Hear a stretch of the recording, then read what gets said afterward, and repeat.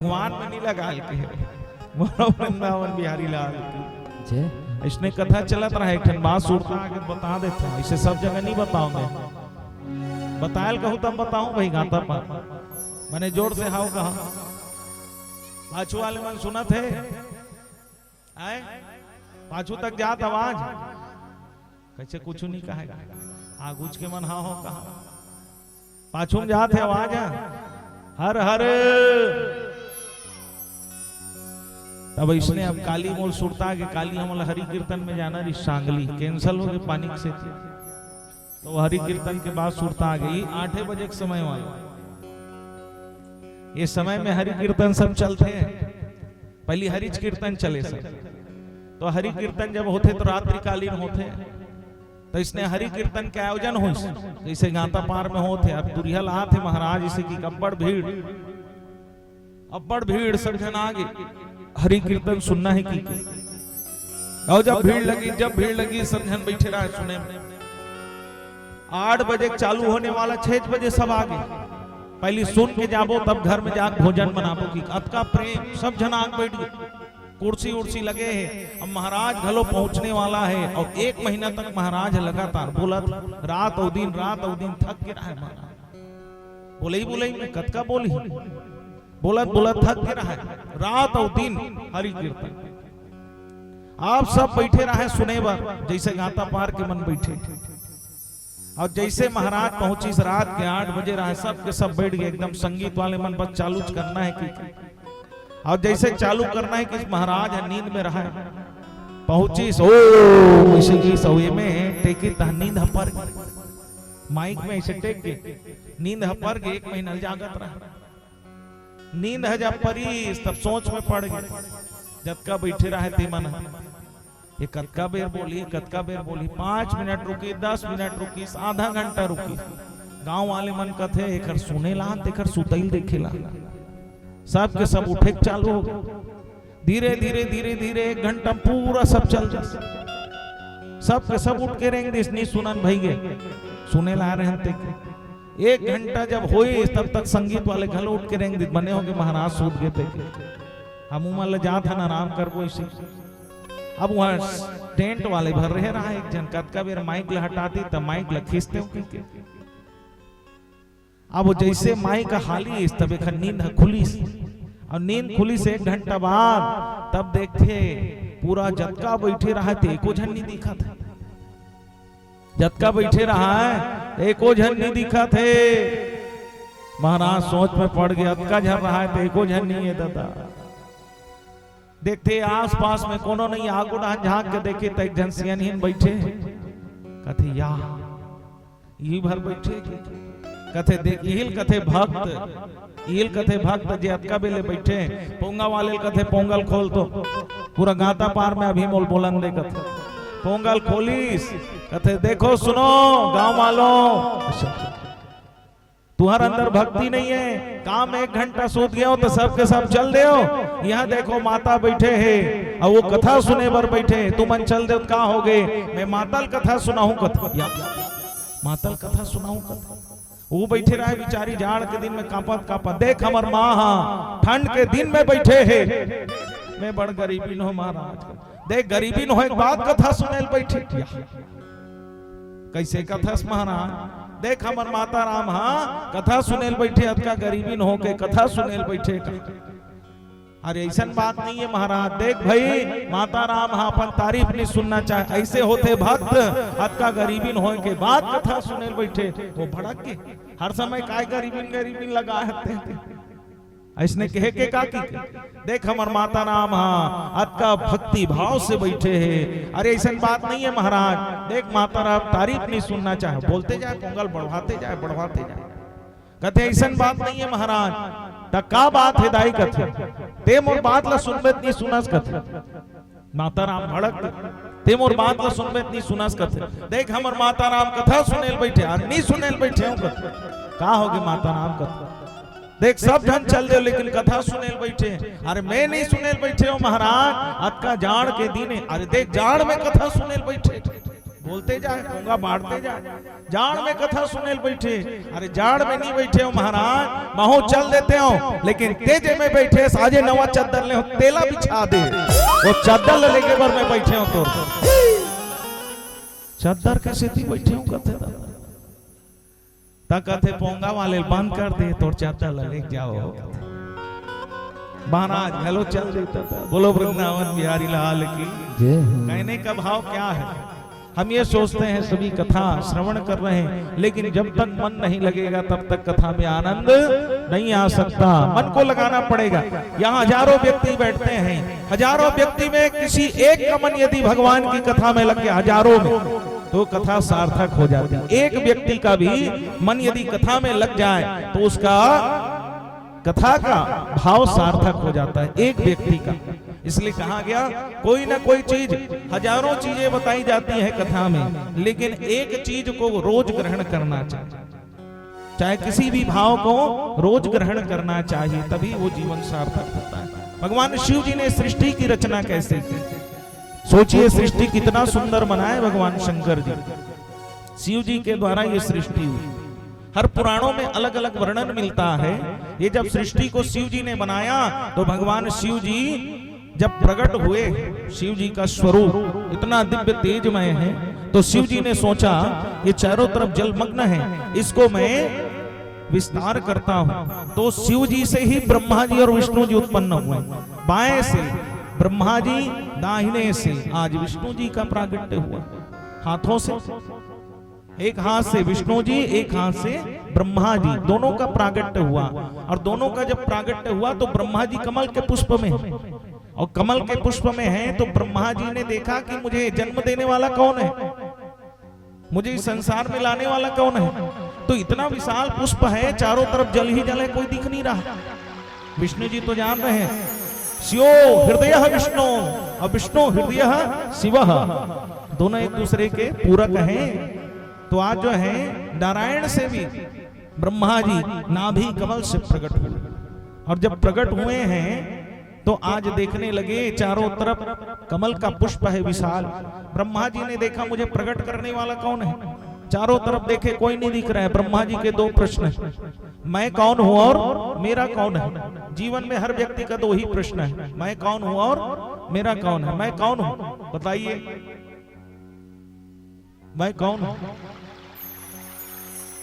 मैं का अर्थ क्या है, मैं एक जीवात्मा हूं, मेरा कोई नाम नहीं है, ना मेरा कोई क्षेत्र नहीं है, मेरा कोई स्थान नहीं है। ये शरीर से जो रिश्ते संबंध जुड़े हुए हैं, ये शरीर जब समाप्त होगा तो आत्मा का कोई नहीं है। मैं का अर्थ है आत्मा। अब मेरा कौन है, तो आत्मा का कौन है। तो आत्मा किसी को दिखती है क्या, बताओ, दिख रही है, आत्मा अंदर में है। लेकिन जब ये शरीर शांत हो जाता है, आत्मा निकल जाता है, किसी को नहीं दिखता। दिखता है क्या। तो आत्मा का कौन है, आत्मा का केवल परमात्मा है, जहां तक उसको जाना है। ये शरीर तो यहीं छूट गया, यहीं से प्राप्त हुआ है। ये शरीर के सब संबंध हैं, और शरीर जब समाप्त हो जाता है संबंध भी समाप्त हो जाते हैं। उसके बाद रोज कोई याद करता है कि आओ करके,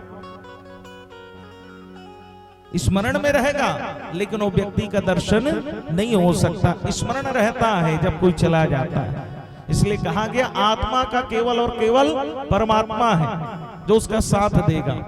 इसलिए कहा गया आत्म तत्व का बोध करने के लिए कथा हुई। कथा मनोरंजन के लिए नहीं, कथा मनोमंथन के लिए हुई। मनोरंजन कर लिए कथा में, लेकिन कथा के भाव को यदि नहीं जान पाए तो कथा सार्थक नहीं। मनोमंथन के लिए संसार में भी रहें, लेकिन संसार से रहकर भी कर्तव्य को करते हुए भी भगवान को नहीं भूलना। न जग छोड़ो न हरि भूलो, कर्म करो जिंदगानी में। संसार में रहो ऐसे जैसे कमल रहता है पानी में। बताओ संसार में कैसे रहना है, जैसे कमल रहता है पानी में। कमल किस में रहता है, कीचड़ में। किस में रहता है, किस में रहता है, कीचड़ में रहता है कि नहीं रहता। कीचड़ है कमल के ऊपर में रथेगा। यदि कीचड़ कमल के ऊपर रहेगा तो कमल पुष्प भगवान में चढ़ाया जाएगा, नहीं चढ़ाया जाएगा। पुष्प जो है कीचड़ में है, लेकिन कमल कीचड़ कमल के ऊपर नहीं है। कमल का पुष्प जो है भगवान में चढ़ाया जाता है। नाव जब चलती है तो किस में चलती है? कहाँ में चलते नाव? पानी में चलते है नहीं ते बढ़ जान सोचते काम में चलत नहीं, बहुत सोच में पड़ जाता। नाव कहाँ में चली? पानी में चलते। और सब जन सोचते कहाँ नहीं सीखते, किस में चलता है नाव? ते हवा में चलते नहीं, चले नहीं, पानी में चलते हैं। अब पानी में जब नाव चलते हैं, पानी कोई ऊपर में आगे नाव के था क्या हुई? क्या होगा? नाव डूब जाएगा। उसी प्रकार से हम संसार में रहे, लेकिन संसार कोई हमारे भीतर आ गया तो हम डूब जाएंगे, फिर यहाँ से उबर नहीं पाएंगे। इसलिए संसार में रहो, लेकिन संसार को अपने भीतर नहीं लेके जाना। कथा का सार यही है। कर्तव्य सबको करना है। लीला मंडली में देखे ना, लीला जब होती है, कोई राम बनता है, कोई कृष्ण बनता है, कोई सब लीला करते हैं वस्त्र पहन के, लेकिन हमेशा उसको वैसे ही वस्त्र पहन के थोड़ी रहता है। उसी प्रकार से ये स्टेज है, यहाँ सब लीला कर रहे हैं, हर कर्तव्य को कर रहे हैं। माता है, पिता है, पुत्र है, पत्नी है, ये सब जो है लीला कर रहे हैं। लेकिन मन से ये याद रखें कि जब मैं जाऊंगा तो ये कोई जाने वाले नहीं। बताइए कोई जाता है क्या? इसलिए कहा गया जीवन है 2 दिन का मेला रहेगा और कायम दिलों का झमेला रहेगा। पत्नी भी हक निभाएगी तो केवल मकान तक, बेटा भी हक निभाएगा तो अग्निदान तक। संसार के लोग चलेंगे शमशान तक, परिवार के लोग चलेंगे गंग बिंदु पान तक। उससे ज्यादा कोई जाएगा क्या? कोई कथे का चल मुहूर्त का प्रिय चल दिन महु पूज्यत हो इसी की। जाने के बाद दाह संस्कार के बाद आदमी एक दिन भूखा नहीं रह सकता, तुरंत भोजन लाओ कहे। और हम सोचते हैं मेरे लिए कर रहे हैं, मेरा परिवार है, मेरा मेरा मेरा मेरा मेरा मेरा करते करते व्यक्ति यही सोचता है मेरे लिए कर रहा है, मेरे लिए कर रहा है। अपने लिए हमने किया क्या? 60 वर्ष 70 वर्ष की अवस्था हो गई, काज करे जीवन में? ले बता, काज करिस आदमी? वाह, मकान बनाया महाराज, दुकान बनाया, खेत खलिहान बनाया, गाड़ी मोटर बनाया, और तोड़ लेके बर काय करे? तेलत बता कथा तोड़ लेके बर काय करे? क्या व्यवस्था की हमने अपने लिए? 40 वर्ष का जीवन हो गया, 50 वर्ष का जीवन हो गया, हमने अपने जीवन में क्या किया? न धर्म किया, न सत्संग किया, न सत्कर्म किया। इसलिए कहा गया हस्तो पवित्रम यदि पुण्यदानम, हृदयम पवित्रम यदि ब्रह्म ज्ञानम, मुखम पवित्रम यदि हरिनामम, और चरणों पवित्रम यदि तीर्थगमनम। यही तीर्थ है जो यहाँ तक चल के आए हैं, उनको तीर्थों का पुण्य मिल गया। अपने हाथ से जो भगवान की सेवा कर रहे उसको दान का पुण्य मिल गया। जिसने भगवान के नाम को हृदय से लिया, भगवान उस हृदय में विराजमान हो गए। मुख से जिसने नाम लिया, भगवान उनके कंठ में विराजमान हो गए। बोलो कालाधिपति महाकाल की, यही तीर्थ है। ऐसा कार्य करो कि व्यक्ति आपको स्मरण करे, आपके कर्म को स्मरण करे, ऐसा भाव प्रबल होना चाहिए। इसी को बताया गया। आज देखिए ब्रह्मा जी कार्य करने लगे, ब्रह्मा जी देखने लगे कि मेरा कौन है भैया संसार में। जब भगवान को स्मरण करे तो भगवान शिव ने उनको कहा, भगवान शिव ने कहा कि संसार का विस्तार करो, सृजन करो, पृथ्वी का निर्माण करो। और जब इस प्रकार से कहने लगे, तब जो है आज्ञा पाकर ब्रह्मा जी ने ये सृष्टि का विस्तार किया। कैसे विस्तार किया सृष्टि का? तो मानसिक सृष्टि बनाई, मन से सृष्टि। और मन से जब सृष्टि बनाए तो मन से मरीचि निकले, नेत्र से अत्रि निकले, मुख से अंगिरा निकले, कान से पुलस्त निकले, नाभि से पुलह निकले, हाथ से क्रतु निकले, त्वचा से भृगु निकले, प्राण से वशिष्ठ निकले, अंगूठा से अत्रि निकले, गोद से नारद निकले, दाएं स्तन से धर्म निकला, पीठ से अधर्म निकला, हृदय से काम निकला, नीचे की ओर से मोह निकला, लिंग से समुद्र निकला, मुख से सरस्वती निकली, निर्वृत्ति द्वार से राक्षसों के अधिपति निकले। ये मानसिक सृष्टि। अब उसके बाद मैथुनी सृष्टि बनाए, बाएं हाथ से मनु महाराज और दाहिने से शत्रुपा मैया। इसलिए जब भी पूजन होता है तो दाएं हाथ में माताएं बैठती, बैठती कि नहीं बैठती? बाएं हाथ में विराजमान होती है जब भी पूजन होता है। मौली धागा जब बंधवाया जाता है तो डेरी हाथ में बंधवाते है ना। गृह प्रवेश होता है तो दाहिने पैर से पुरुषों का और माताओं का बाएं पैर से। इसलिए बाएं हाथ से कौन? शत्रुपा मैया। मनु और शत्रुपा से कौन बने? मनुष्य बने। इसलिए कहा गया स्वायंभू मनु अरु सतरूपा। स्वायंभू अरु सतरूपा। स्वायंभू मनु अरु सतरूपा। स्वायंभू मनु और सतरूपा। ताते भाई सृष्टि अनूपा। ताते भय सृष्टि अनूपा। मनु जी और शत्रुपा से कौन बने? मनुष्य बने। मनुष्य हम सब हैं और सबको मानते हैं, इसलिए क्या कहलाए? मानव। क्या कहलाए? मानव। भले आदमी आप कह देते विज्ञान में पहली सब जन बेंद्रा रही से बेंद्रा ऐसे धीरे धीरे सोच हो गए तब आदमी बन गए कथित।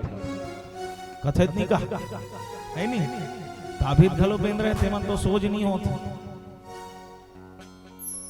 सही बात है नहीं। इसलिए कहा गया स्वयंभू मनु अरु शत्रुपा। मनु और शत्रुपा जी से हम सब क्या हैं? मनुष्य बने। इसलिए मानव के अंदर जो चेतना है, मानव के अंदर जो ज्ञान है, मानव के अंदर जो भगवान का स्मरण करने की शक्ति है, किसी के अंदर नहीं है। इसलिए कहा गया धरती की शान तू है, मनु की संतान, तेरी मुट्ठियों में बंद तूफान है रे। मनुष्य तू बड़ा महान है रे। मनुष्य तू बड़ा महान। कब बड़ा महान है? जब बने कार्य कर ही तब बड़ा महान है। इसलिए मनुष्य जब बने तो कहे सृष्टि का विस्तार करो। अब सृजन करने के लिए कहा गया तो पृथ्वी जलमग्न है। अब पृथ्वी को कैसे लाया जाए? तब भगवान ने वाराह रूप धारण किया, सृष्टि को लाया। जब लाया गया तो यहां से कथा जोड़ती है। वो कथा है श्रीमद् भागवत से वर्णन किया गया कश्यप ऋषि। कश्यप ऋषि की ये कथा आती है माता दीति की। ऐसा दिव्य कथा जो श्रीमद् भागवत में भी वर्णन किया गया, जो भगवान नारायण के दो पार्षदों की कथा है, जय और विजय की। जब ये सृष्टि का विस्तार हुआ उस समय बताया गया जय विजय की ये कथा है। द्वारपाल हरि के दो जय विजय जानस सबको। विप्रश्राप से दोनों भाई तामस देह तीन पाई। जय और विजय की कथा सब जान रहे हैं। जब भागवत होते तो दो ठन केला खंबा लगाए जाते, लगाते कि नहीं लगा? वो दोनों पार्षद हैं भगवान के। अब भगवान शिव के पार्षद कौन है? वीरभद्र और मणिभद्र। ये दोनों पार्षद हैं भगवान शिव के। भगवान शिव जी जब विद्यमान होते हैं तो वीरभद्र और मणिभद्र आ जाते हैं और नंदी महाराज तो साथ में रहते ही हैं। तो ये दोनों जब पार्षद हैं इनको अहंकार हो गया। कई बार जो बड़े पद में है उनको अहंकार नहीं होता, उखर जो छोटे छोटे चेला है ना वो मला ज्यादा हो जाते। हाँ, जब जाबे बड़े साहब कर मिले बार तो जे चपरासी रहते थे पहली कथे मोर से पहली बात करते तब फिर आगे जाही तो कार्य है। तो पहले जो है अहंकार हो गया जय विजय को। शनकादिक ऋषियों ने श्राप दिया था। जब शनकादिक ऋषि 5 वर्ष के थे, ब्रह्मा जी ने पहले जब सृष्टि का विस्तार किया ना तो सर्वप्रथम बताए हैं शनकादिक ऋषियों। सर्वप्रथम बनाए शनकादिक ऋषियों को 5 वर्ष के। शनकादिक ऋषियों को कहे जाओ सृष्टि का विस्तार करो।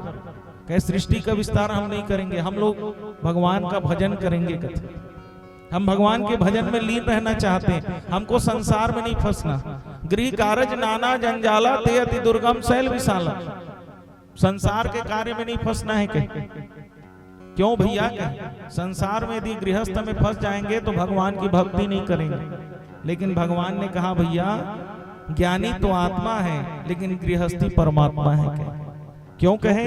क्योंकि गृहस्थ में सब कार्य को करने के बाद व्यक्ति भगवान के कथा में आ जाता है, इसलिए गृहस्थी सर्वश्रेष्ठ कहा गया भगवान। इसलिए गृहस्थी के घर में भगवान का प्रागट्य होता है, वही गृहस्थी श्रेष्ठ है जो भगवान की कथा में अपना समय देता है। इसी भाव को व्यक्त किया गया। आज देखिए बताने लगे सनकादिक ऋषि कि हम भगवान का भजन करें। ब्रह्मा जी क्रोध में आ गए, कहे तुम 5 साल के बने रहो, कहे श्राप दे दी। तैमन हासे श्राप दी। अब कोई ते चिल्ला था, वो हासी था, वो गुस्सा ही नहीं आई। ब्रह्मा जी लो गुस्सा आ गए। ब्रह्मा जी पूछते का बात तुमन हासा थो? कहते हमन 5 साल के बने रहो, कत का हमारे लिए फायदा है? का फायदा है? हमन 5 साल के बने रहो तो एक जन कमाक लाही 3 जन खाबो। ले बता, एक वस्त्र लाही 3 जन पहिंडर में, 4 जन बैठ के कथा सुनको। एक जन कमाक लाही भिक्षा मांग के, हमार पेट छोटे रही 5 साल के रहो तो कम कम खाबो, 2-3 दिन ले चल जाए, ज्यादा भिक्षा मांगे की जरूरत नहीं है। काम की प्रवृत्ति नहीं होगी। और 2 जन कथा सुनबो तो 2 जन सुनाही, 3 जन सुनबो तो 1 जन सुनाही, सब जन बढ़िया बैठ के कथा सुनबो। ब्रह्मा जी कथे में श्राप दे हो, मतलब वरदान मिल गए हो गए। जब गुस्सा इस ब्रह्मा जी ले नेत्र मन चढ़, ये भाव चढ़ गए ब्रह्मा जी के, और भाव चढ़े तो वहीं से रुद्र प्रकट हो गए। बोलो रुद्र नारायण भगवान की। रुद्र जब प्रकट हुए, अतका रोए, अतका रोए, अतका रोए। वो जब रोए तब ब्रह्मा जी पूछे काबर रोआ था? रोए कारण का है? कहते मोल काम दे, बिना काम के मैं नहीं बैठ सकूं। कहते आजकल कोई काम देवे तब रोते, ये बिना काम के रोआ था। ले बता, आजकल कोई काम बता दे वो रोए चालू हो जाए, मोहि चला कथे काम करे, कथे इतनी कहे है नहीं। अब ये मन बिना काम कहे की करुआ थे रुद्र। रुद्र ने कहा काम बताओ। ब्रह्मा जी कहे मोर करे के ठन काम है। का काम है? मैं सृष्टि का विस्तार करत हूं, तहु विस्तार कर, कोई ना कोई बना कर। तो रुद्र माने शंकर जी, और शंकर जी अपन गण ल बने।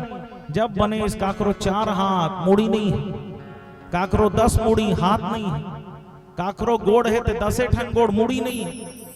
ऐसे जब बने, जब रोए ओ बन हाथे हाथ मुड़ी मुड़ी। ब्रह्मा जी कथे बने दिखत नहीं कथे। ब्रह्मा जी कथे येला देखे जब मनुष्य मन हा सब जन भाग जाई दादा ते रहान देखत ते मत बना कथे। डाकनी साकनी पिशाचनी सब ल बना दे। कहते रुक जा भैया। तई ही सनकादिक ऋषि मन जब गई तो सनकादिक ऋषि जब पहुंचे, जय विजय ने कहा हमारी आज्ञा के बिना तुम नहीं जा सकते। सनकादिक ऋषि ने कहा अब तुम्हारे आज्ञा को लेकर हमें मिलने जाना पड़ेगा नारायण से। कहे हम जब तक आज्ञा नहीं देंगे, हम भगवान के पार्षद हैं, तब तक तुम नहीं जा सकते। क्रोध में आए, क्रोध में आकर तुरंत श्राप देते, तुमने हमारा अपमान किया है, तुम 3 जन्मों के लिए राक्षस नहीं महाराक्षस बनोगे, ऐसा। और श्राप दिए तो चरणों में गिर गए। जय विजय कहे हमें क्षमा करो। ने भयंकर राक्षस बनने का श्राप दिया। और जैसे भगवान नारायण निकले तो कहीं इनको क्षमा कर दो। भगवान नारायण ने कहा इनको क्षमा कर दो। सनकादिक ऋषियों ने कहा श्राप तो दे दिए हैं, लेकिन तुम्हारे उद्धार के लिए स्वयं नारायण जाएंगे। तो यहां प्रश्न उठा, सूत जी सनकादिक ऋषि बैठे प्रयाग में, प्रश्न उठा भाई अतका बड़ महात्मा कैसे क्रोध आ गए? महात्मा मलत क्रोध नहीं आए, वो तो फलदार वृक्ष के समान है। फलदार वृक्ष में पत्थर मारते हैं तो भी वो फल ही देता है, पत्थर को वापस नहीं करता। तो महात्मा माला कैसे क्रोध आ गए? तब ये कथा आते जिस समय माता लक्ष्मी चरण दबाता। और ये कथा से आप प्रेरणा लें, जब भी माताएं पिताओं के चरणों को दबाती हैं, उस घर में कभी लक्ष्मी की कमी नहीं होती। इसलिए चरण दबाना चाहिए, ऐसा शास्त्र कहते हैं। हाँ, चरण दबाना चाहिए, शास्त्र कहते हैं। और कभी भी भोजन की भी मैं महत्ता बता दूं, कभी भी भोजन को किसी का जूठन नहीं खाना। लेकिन पति के छोड़े हुए भोजन को यदि पत्नी ग्रहण करती है तो अमृत है। गुरु के छोड़े हुए भोजन को शिष्य ग्रहण करता है तो वो प्रसाद है। भगवान का भोग लगा हुआ भक्त के लिए मोक्ष है ना। लेकिन बताया गया कभी भी पति और पत्नी एक ही थाल में भोजन नहीं करना चाहिए, वो विष के समान है। लेकिन ये भी बताया गया है जो पति परमेश्वर के योग्य हो। अब जो मद्य पी के आते देखा को कहीं खाए लाता था नीजा में भैया बोलो वृंदावन बिहारी लाल की जय हो। हाँ ये वो बात है। अब यहाँ भाई जो श्रेष्ठ है उसका ही प्रसाद ग्रहण करना चाहिए, क्योंकि जैसा खाओगे अन्न वैसा बनेगा मन, इसलिए श्रेष्ठ व्यक्ति का प्रसाद ग्रहण करना चाहिए। यहाँ बताया गया माताओं को चरण दबाना चाहिए, लक्ष्मी माता चरण दबाई से, और जो माताएं चरण दबाती उसके घर में लक्ष्मी की कमी नहीं होती है। सही बात है, लेकिन उसमें भी यही शर्त है जो मैंने अभी कहा है ना, जो योग्य है भाई, जो श्रेष्ठ है। अब भाई वो मद्य पी के आ रहा है और मद्य पी के अब शब्द कह रहा महाराज के चरण दबाए बार वो इतनी उंडा थोती उंडा था ले बता, तो फिर कैसे बनी? बोलो वृंदावन बिहारी लाल राधे राधे श्याम से मिला दे।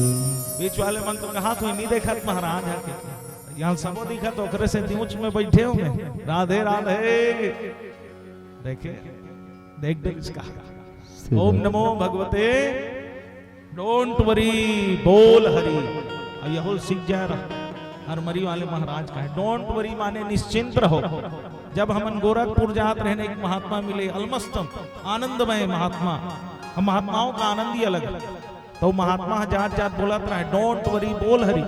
उत्तर प्रदेश में कथा रही सब, वही बोगी हमूमन बैठे और महात्मा जाए तो हम समझ नहीं आया अंग्रेजी में क्या बोलते कि हमन जात पूछे कहा होते महात्मा जी कर मतलब। तो डोंट वरी माने निश्चिंत रहो, चिंता मत करो, और बोल हरि माने भगवान का भजन करो। कभी भी चिंता नहीं होगी, केवल भगवान का भजन होगा। डोंट वरी बोल हरि, डोंट वरी बोल हरि। कई जन आलू बरी बोलो वृंदावन बिहारी लाल की जय हो। इसलिए डोंट वरी बोल हरि। किसी चीज की चिंता नहीं, भगवान का नाम जहां है कभी वो चिंता कर सकता है क्या बताओ? कभी भी चिंता नहीं हो सकता। हमें चिंता उनकी नहीं, उन्हें चिंता हमारी है। हमें चिंता उनकी नहीं, उन्हें चिंता हमारी है। हमारे प्राणों के रक्षक त्रिशूलधारी है। बोलो कालाधिपति महाकाल की जय हो। हाँ, तो ब्रह्मा जी सृष्टि का सृजन करने वाले, माता लक्ष्मी चरण दबा था। अब दबा दबा जोर से दबा दी। कई जन होते नहीं रोज रोज चरण दबाए लगते कि क्रोधे क्रोध, जोर से दबा दी चरण। भगवान नारायण ने कहा देवी हमारे पैर दुख रहे हैं, दर्द हो रहा है। अब मने मन में सोचते लक्ष्मी मैया देखा था अतका बड़ भगवान त्रिलोक के स्वामी चरण दबात हो गोड़ पीरा थे। कहा कोनो महात्मा संत महात्मा के स्वरूप में यदि उनके चरण दर्द होते तो समझ आता ये त्रिलोक के स्वामी है। और कोई अभी राक्षस आ जाए कैसे युद्ध करे? तब भगवान कहते अब दिखाए लाग ही कैसे युद्ध करेगी। तो इसीलिए भगवान ने सनकादिक के मन में बैठकर श्राप दिलवाया। इनके अहंकार को तोड़ने के लिए भगवान स्वयं श्राप दिलवाए और स्वयं उनका उद्धार करने के लिए आए। बोलो भक्तवत्सल भगवान की। इसलिए संत महात्माओं को क्रोध नहीं आता। और ये दो हो जय और विजय कौन से रूप में आए? हिरण्याक्ष और हिरण्यकश्यप। हिरण्यकश्यप पहला राक्षस। कश्यप में कितने अक्षर हैं? कश्यप में केठन अक्षर है।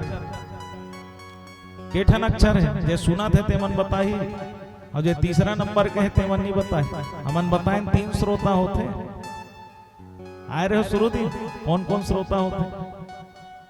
कश्यप में केठन अक्षर है 4 अक्षर क स य प। केठन है 4 अक्षर। पहला राक्षस हुआ हिरण्यकश्यप, दूसरा हुआ रावण। रावण में कितने अक्षर हैं? कितने अक्षर हैं? 3 अक्षर रावण में। उसके बाद हुआ कंस। कंस में कितने अक्षर हैं? 2 अक्षर हैं। ये 3 युग बीत गए। कलयुग में मैं, अरे मैं नोहरो भाई मोट ढान मत देखो। मैं माने अहंकार, मैं माने अहंकार। पहले राक्षस हुए हिरण्यकश्यप, उसके बाद हुए रावण, फिर हुए कंस, उसके बाद मैं। जिसके अंदर मैं की भावना हो गई, अहंकार की भावना होगी, उससे बड़ा कोई राक्षस नहीं है हिरण्यकश्यप अलग लोक में थे, भगवान नारायण अलग लोक में थे। आज रावण अलग राज्य में थे, भगवान राम अलग राज्य में थे। उसके बाद हुए कंस और भगवान कृष्ण हुए एक ही जगह एक ही महल में हुए। अब आज व्यक्ति एक है और उसी के मन में मैं की भावना है, वही देव है तो वही राक्षस भी है। अच्छा कर रहा है तो देव बन गया और गलत करने लग गया, हिंसा कर रहा है, पाप कर रहा है तो वही राक्षस बन गया। दूसरे की अवहेलना कर रहा है, अपमान कर रहा है, दूसरे के प्रति गलत सोच रख रहा है, उससे बड़ा कोई राक्षस नहीं है। एक ही व्यक्ति के अंदर देवत्व भी है और राक्षसी प्रवृत्ति भी है। वही व्यक्ति पूजा भी कर रहा है, वही व्यक्ति मांस भक्षण करने लगा, उसी के अंदर हो गया। इसलिए कहा गया देवत्व को यदि जागृत रखना है, मनुष्य की भावना को यदि जागृत रखना है तो भगवान की कथा में जाना पड़ेगा, तभी भगवान की भक्ति प्रवाहित होगी, तभी हमारे मन का भाव सही हो सकता है। ये कथा हमको प्रेरणा देती है, कथा शिक्षा देती है। आनंद तो मिलता है कथा में, लेकिन शिक्षा को पहले ग्रहण करें। अभी हमने कहा ये राक्षस कैसे आए? जिस समय माता ने कहा कि मुझे रति प्रदान करो, प्रेम प्रदान करो, सायंकाल का समय, सायंकाल में जो कार्य नहीं करना चाहिए यदि वो व्यक्ति वो कार्य करेगा तो उसको उसका भुगतान करना पड़ता है। सायंकाल में कुछ चीजें नहीं करना चाहिए, जिसको गोधुली बेला कहा जाता है। गोधुली बेला जब गौ जाती है तब अंधुर्रा उड़ा था कि भाग जथनों में, अब वो धुर्रा त्रिवेणी संगम के पुण्य देते। ले बता, जब धूल उड़ता है सिर में जाता है ना, तो जे त्रिवेणी गंगा नहल नहीं गए, वो गोधुली में यदि धूल उसके सिर पर आ गया तो त्रिवेणी संगम का पुण्य मिल गया। हम अंधुर्रा उड़ा के भाग जाते। ले बता, है नहीं? अब ऐसे नहीं कि वहां दुरिहाल आते दिन भर पाछू पाछू रेंगना, थोड़ की ना गए है नहीं। इसलिए कहा गया जो कार्य नहीं करना है उसको हम करते हैं। सायंकाल में कभी भी व्यक्ति को झाड़ू नहीं लगाना चाहिए कि जन सांझे के झाड़ू लगा सांझे के। और जानथो लक्ष्मी पूजा जब होते तो काले थो झाड़ू लेथो नहीं, हाँ सोना चांदी तो नहीं बताओ, लेथो ते झाड़ू क्यों लेते हैं? लक्ष्मी का वास रहे घर में। लेकिन भील जब ते निकालबे घर ले तब तो घर में आही नहीं आए। इसलिए सायंकाल में झाड़ू नहीं लगाना चाहिए। सायंकाल में कभी भी भोजन नहीं करना चाहिए। सायंकाल जो समय आता है उसमें कभी भी भोजन नहीं करना चाहिए। लेकिन कई जना 3 बजे 4 बजे अंतिम में सांझे के भोजन करे बैठी, मोल भूख लागत है, और जो भोजन करेगा उस घर में दरिद्रता आएगी, ये भी बात। तीसरा बात बताया गया सायंकाल में कभी भी चौखट में नहीं बैठे, चाहे मंदिर का हो चाहे घर का हो। सांझ होते तो आदमी मन बैठ जाते बाहर में, दरवाजा में बैठ जाए रहे बिल्कुल का होत काखर घर ऐसे सांझ के, सांझ के बैठ जाते। और सांझ के जो बैठी चौखट में वो समय नरसिंह भगवान के प्राकट्य रहते है कि नहीं? चौखट में भगवान आए कि नहीं आए? सायंकाल में नरसिंह बनकर भगवान आए, तो सायंकाल में चौखट में नहीं बैठे। ना कोई आ रहा है तो उसको बैठने नहीं देना, अंदर में बैठ कर। सायंकाल में कभी भी किसी व्यर्थ की बातें नहीं करना चाहिए। सायंकाल में केवल भजन करना चाहिए। सायंकाल में काम युक्त सोच नहीं होना चाहिए। सायंकाल का समय जो है भगवान की भक्ति का है। सायंकाल में कभी भी जीवन में झगड़ा नहीं करना। जैसे कोनो हो गए आस पड़ोस के आगे झगड़ा करे बर तो कभी सुबह आवे कूद कूद के लड़बो और मरी वाले महाराज कहे वृंदावन बिहारी लाल की। हाँ, सांझ के मत लड़बे का, सांझ के कभी झगड़ा नहीं करना। सायंकाल भगवान का समय है, भक्ति का समय, भगवान के भजन का समय। इसलिए कहा गया मोह को त्याग करें और सायंकाल में भगवान का भक्ति करें, भगवान का पूजन करें। इसलिए सायंकाल में दीप जलता है कि नहीं जलता? हाँ, इसलिए हम रोज कहते हैं रोज दिया लेके आओ, एक ठन दिया आरती करो। यहाँ की आरती में सम्मिलित हो, एक दीपक जलाएं। घर के द्वार में एक दीपक तो जलता ही है, लेकिन एक दीपक भगवान शिव जी भ्रमण में आते हैं। जिस जगह शिव महापुराण की कथा हो रही, चाहे श्रीमद् भागवत की कथा होती तो भगवान नारायण विचरण में आते हैं, और शिव महापुराण की कथा होती तो भगवान शंकर स्वयं मां भगवती के साथ आते हैं। और इसमें कोई संदेह नहीं है कि शंकर जी अभी बैठे हुए और भगवती विद्यमान है। इसमें कोई संदेह की बात नहीं है, स्वयं यहाँ विद्यमान है। बोलो शिव शक्ति भगवान की जय। हाँ, ऐसे भगवान का दिव्य स्वरूप का जब दर्शन हुआ, कहने लगे भैया कश्यप ऋषि महु समझाए ये समय नहीं है रति का, लेकिन नहीं मानी। और जब विषम समय में रति प्रदान किया गया, इसलिए दोनों राक्षसी प्रवृत्ति किया है बाबा। इनके उद्धार के लिए भगवान नरसिंह रूप धारण किए और इस पृथ्वी को भगवान ने सृजन किया। भगवान वराह रूप धारण करके हिरण्याक्ष का उद्धार किए और नरसिंह रूप धारण करके हिरण्यकश्यप का उद्धार किया। श्रीमद् भागवत की कथा से लिया गया।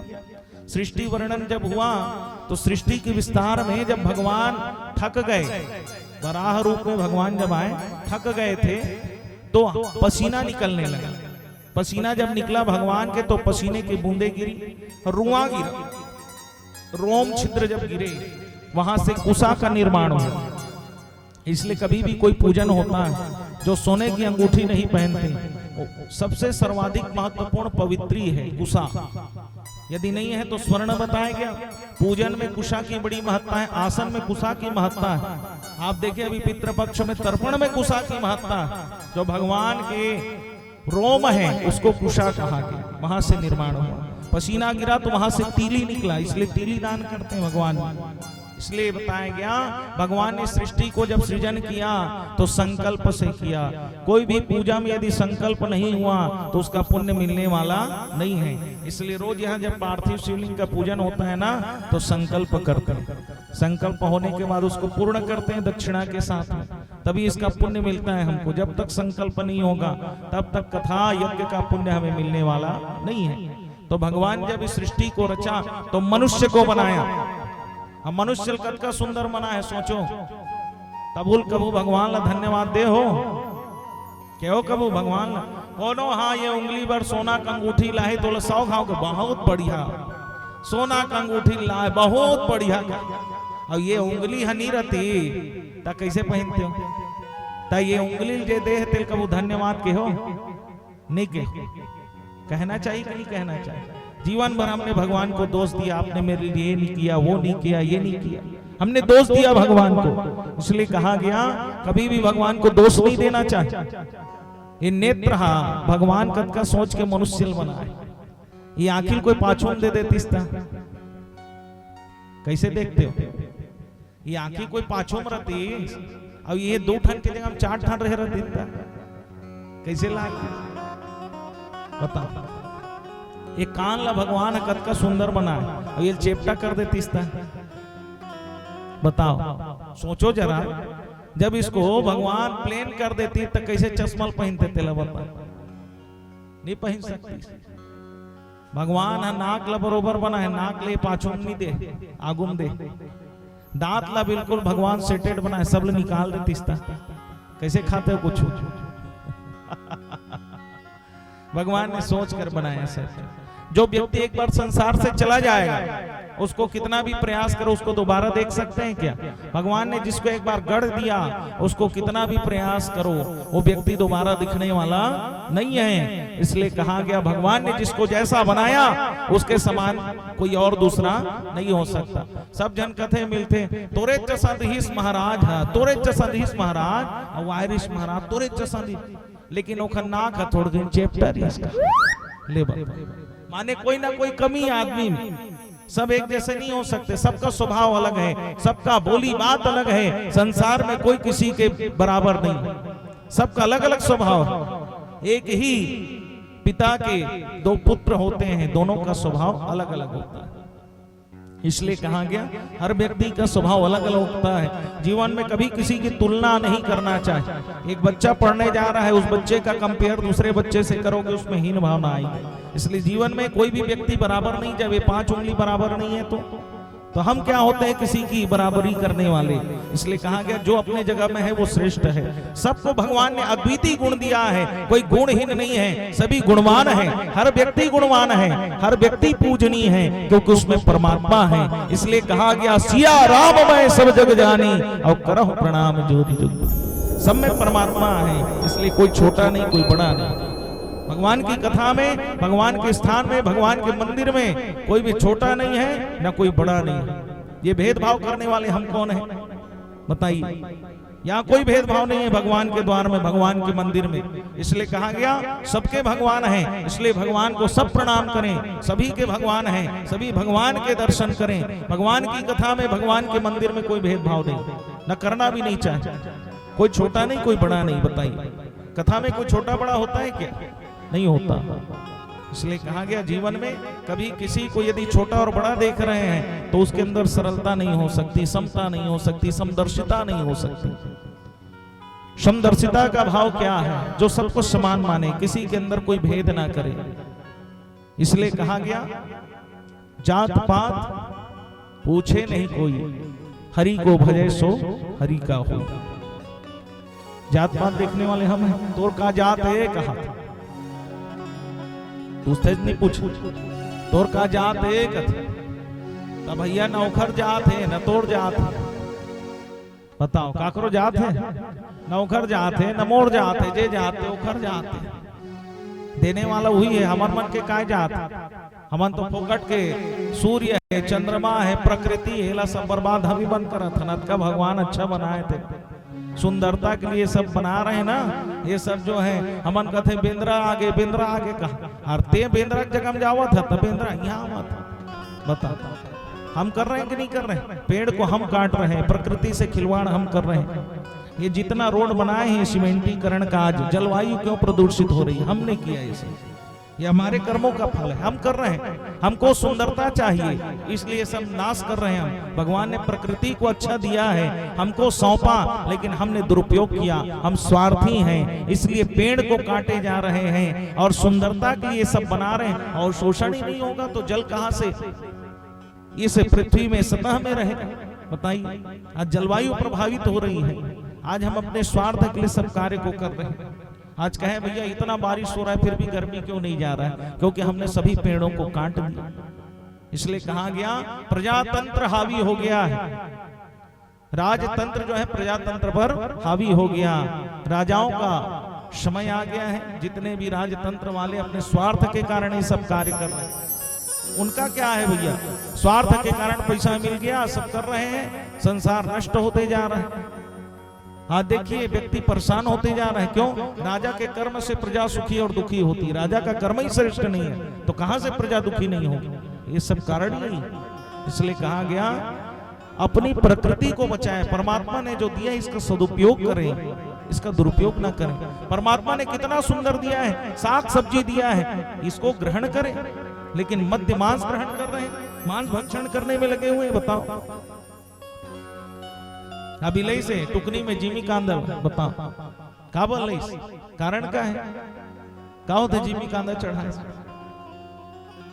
है? हाँ भूमि दान का पुण्य मिलता है, सब जाना।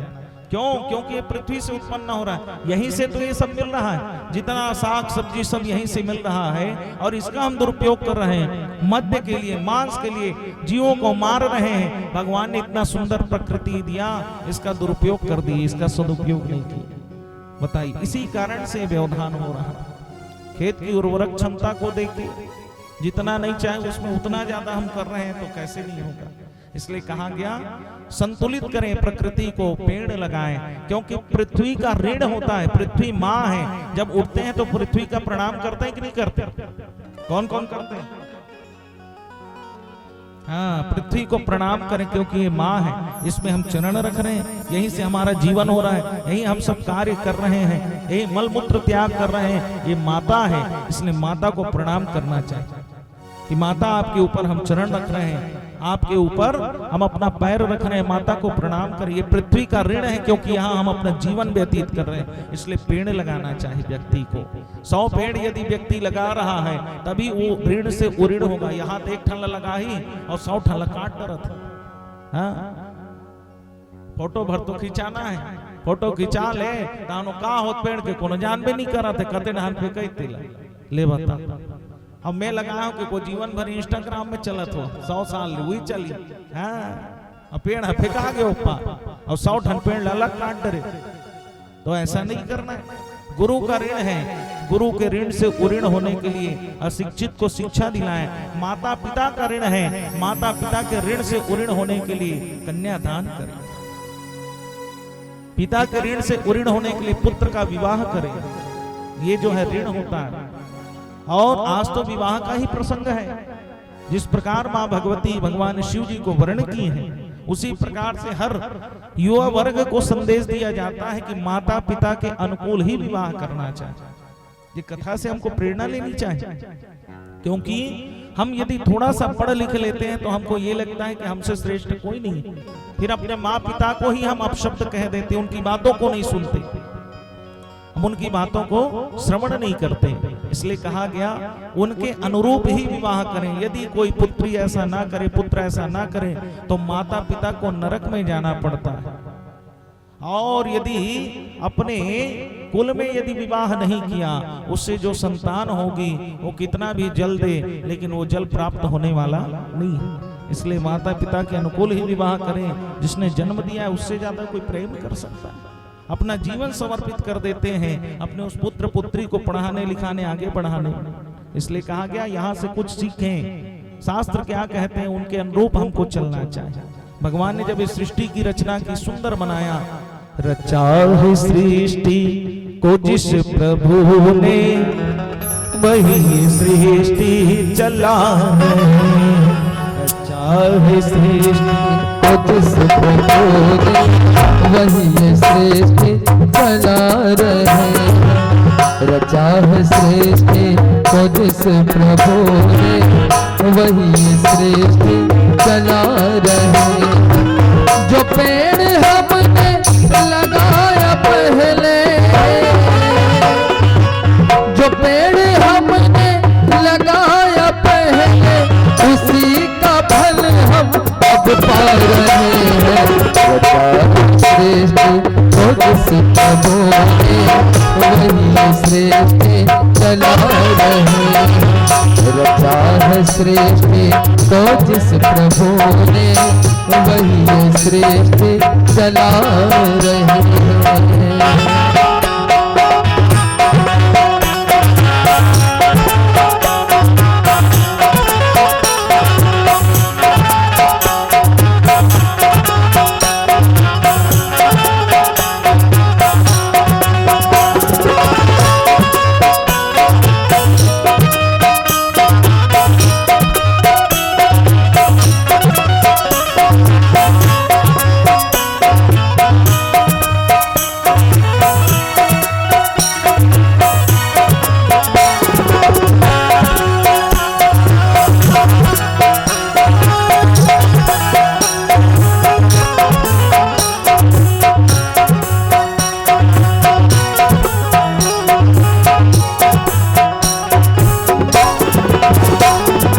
इसी धरा से शरीर पाए,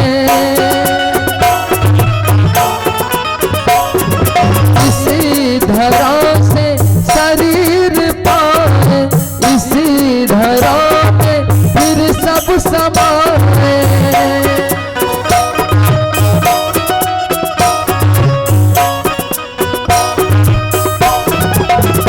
इसी धरा पे शरीर पाए, इसी धरा पे फिर सब समाए।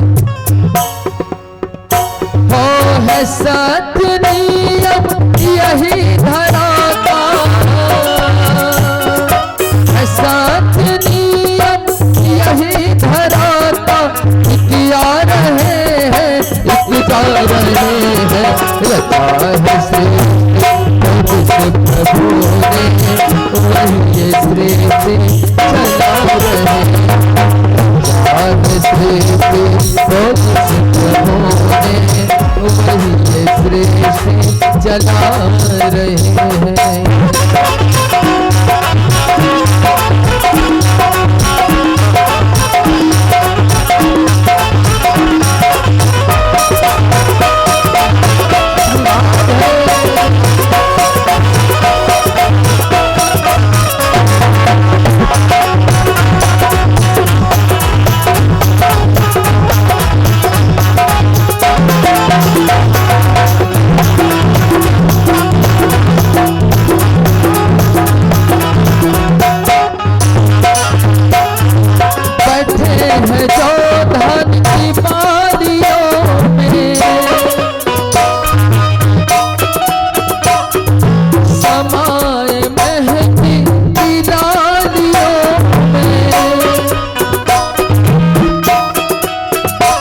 बैठे हैं जो धान की बालियों में, समाए महकी की नालियों में, हर डाल हर पत्ते में समा कर, हर डाल हर पत्ते में समा कर, फूल रंग बिरंगे खिला रहे हैं।